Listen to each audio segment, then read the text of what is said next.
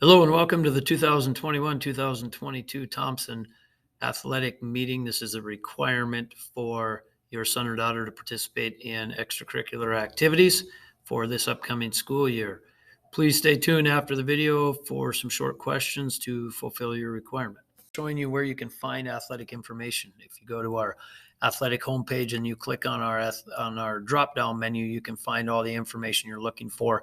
Most specifically, you can find schedules and a way to receive notifications on any schedule changes. So if you click on this link, you can find out how to get text messages or emails that will explain games have been postponed or delayed or changed.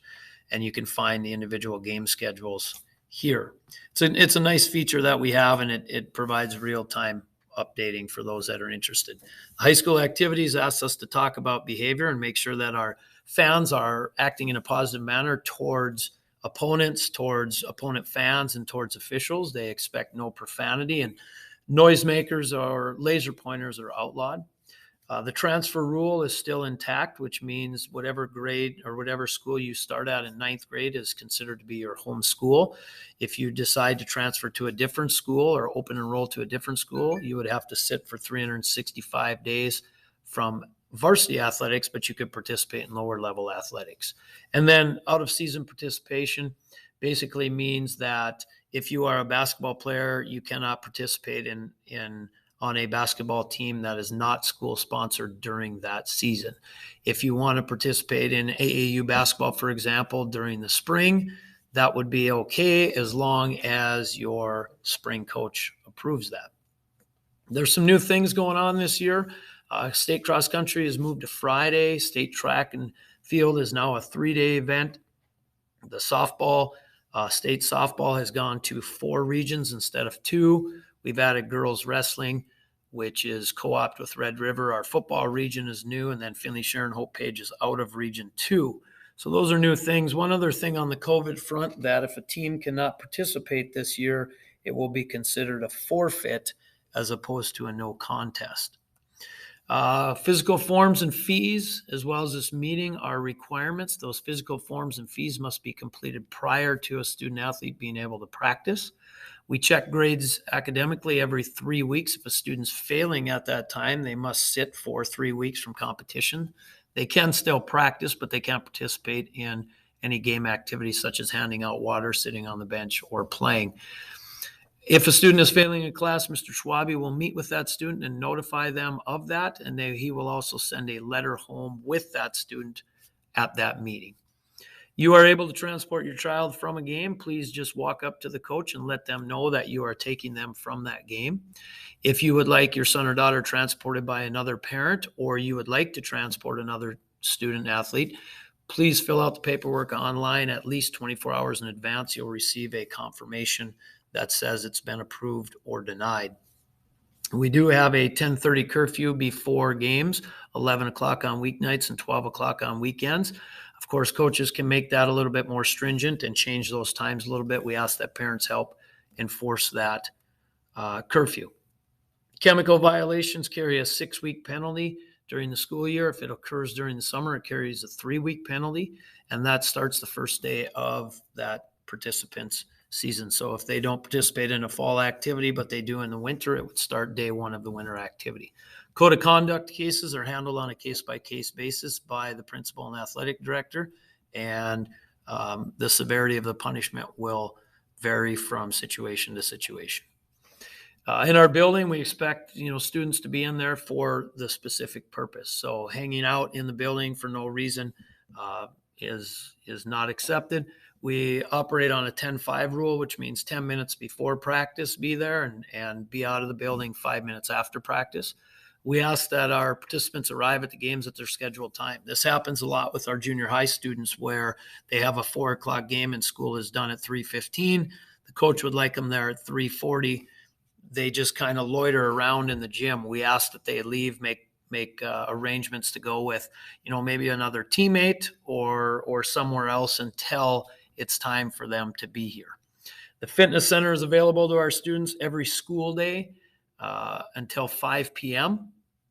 If you want to come in outside of that time and you are in grades 9 through 12, that is fine as long as your family has a membership or you are an in-season student athlete. If you are a 7th or 8th grader and you want to come in outside of that time, that is fine, provided your family has a membership and you bring a parent or guardian with you.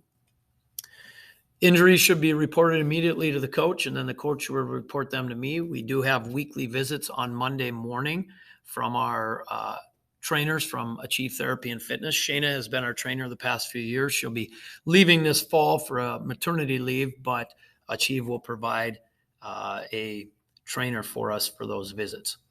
We do have expectations of our student athletes, and that is the fact that they are a student first. This is a co-curricular activity. We do ask that they communicate with their coaches if they have to be gone, and they do that in advance. We also ask that they communicate with their teachers and get any missing homework that they might miss from that school time missed ahead of time. And then we ask them to be a teammate. We ask our student athletes to accept roles, and not everybody likes the role that they have, but the fact of the matter is we can only play so many people at one time, and we ask that they understand that. And if they don't understand that they visit with the coach about what they can do to change that. Parents and guardians also have a role in this, and we expect our parents or guardians to support the child and the team. We want them to avoid what students refer to as the car ride, mulling over what happened at a game or constantly asking what's going on. The fact of the matter is our student athletes are different now. When the game is over for them. They don't want to carry it into, into the house or into the next day or those types of things. So we do ask, that you follow the NFHS expectations on this, and they've got 6 pretty simple steps. Act your age, be an adult. Don't live vicariously through your child. It's their opportunity to perform. We all were involved in activities at some point in time, but our day has passed and it's now their opportunity. Let your child talk to the coach, and we'll hit on that here in a minute. Stay in your lane. We don't need coaches from the sideline. We don't need officials from the sideline. Everybody has a role in this, and our role as a parent is to provide support to our team and our individual son or daughter.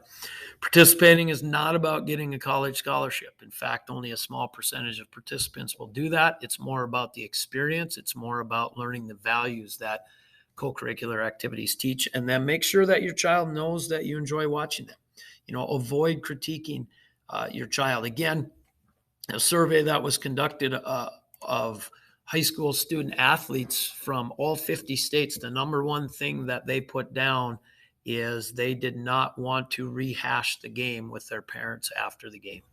They want to play the game. They want to have fun. If they're frustrated or disgruntled about something, that's when they want to talk, and they'll initiate that conversation. So playing time, again, at the high school level is decided by our coaching staff. It's not guaranteed. 10th through 12th graders are eligible for cuts. In the junior high level, it's a little bit different. Playing time is not equal. However, if your son or daughter is making all the practices, their effort is such, the academic piece is good, then they will get an opportunity to play. It might not be the same as somebody else. It might be one at bat. It might be 2 minutes in a game. It might be, a lot of different things. But one thing that we need to keep in mind as parents is that we aren't at practice every night, so we don't know what goes on.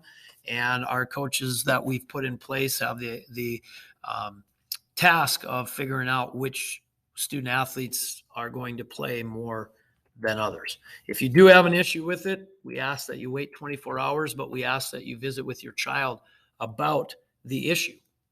A lot of times when I visit with children about the issue, they don't have an issue. It's more of an issue on the parent side than it is on the student athlete side. So do that first. If we still have an issue, student athletes should visit with the coach. If we can't come to a consensus, then we can follow the flow chart. Again, contacting the high school principal or the superintendent or board members about playing time is not in our policy, so please follow the protocol that we have in place. Last piece here, our Booster Club does a great job providing funding for our activities. They do a lot of big ticket things and a lot of behind the scene things. Please contact Jeremy Hughes and consider donating, or if you're interested in joining the Booster Club. Raffle tickets are something that gets sold at the end of the summer. We run an elementary basketball tournament and a golf tournament every other year in conjunction with Thompson Days. They do clothing sales throughout the course of the year. And then, of course, they provide tailgating opportunities for those businesses interested in doing that. Please let me know if you have any questions. My contact information is here. It's also located on the website. And don't hesitate to contact me with questions regarding this presentation or anything that might arise during the year. There's a short questionnaire that follows this, and once you complete and pass that, then you have fulfilled this portion of the requirement. We look forward to a great year in Thompson Athletics. We are so fortunate that we have so many people willing to support our student athletes and provide opportunities for them that a lot of other student athletes don't have across the state. We just want to make the best possible experience we can for those that choose to participate and, make it a memorable, positive experience.